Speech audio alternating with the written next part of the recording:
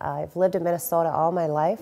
I love the state. I'm a fourth-generation Minnesotan. I'm the oldest of 5 kids. I was a latchkey kid. Both my parents worked. I used to change the diapers of the youngest too, and that's just what you did. Well, we were a very outdoorsy family. We camped and skied. I was also in a neighborhood where, you felt safe, and you came home when the street lights came on, and things were, I think, very different back then. Another very active, busy part of my life is I have a whole bunch of kids. Too many. Too many kids. Yeah, we're trying to get rid of them one by one, send them off to college. But I have 2 sons in college. Very proud of my boys. I adopted them when they were 10 and 11. They're from Eastern Europe. They're from Bulgaria. They grew up in an orphanage. They had no education, or almost none, at the age 10 and 11. And in the 10 plus years that they've been in America, they've changed dramatically. We have a loud house with 2 cats and a dog, and 4 teenage kids, and the occasional college kid that comes home. I started a company really with a computer and a printer, literally. It's a heck of a lot of work. You got to have a lot of faith, and you have to have a vision for where you want to get. And by the time I sold my company, and it was over a decade later, I had about 75 employees.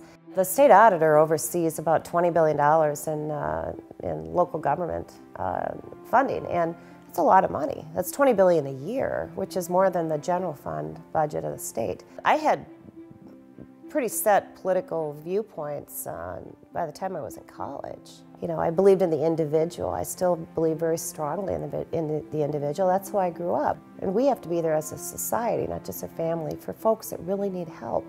But we can't have 51% of the people looking for help.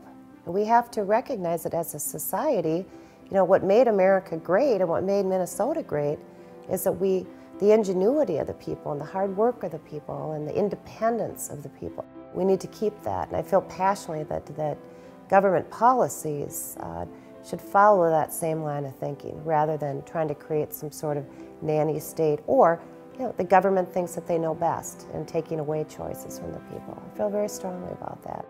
We really have a mess on our hands. We have a $5 to $7 billion budget. It's a deficit. It's like nothing we've ever seen before. We have misunderstandings about what level of government should be doing what. There's battles between state and local government, the federal government's intervening and getting involved in a lot of our affairs, and people are worried, and they should be. High unemployment, we have a poor business climate, so there are a lot of things that need to be dealt with, and dealt with quickly. And I've always been able to get things done and get things accomplished, and it's vital that we create a better Minnesota for ourselves and our kids.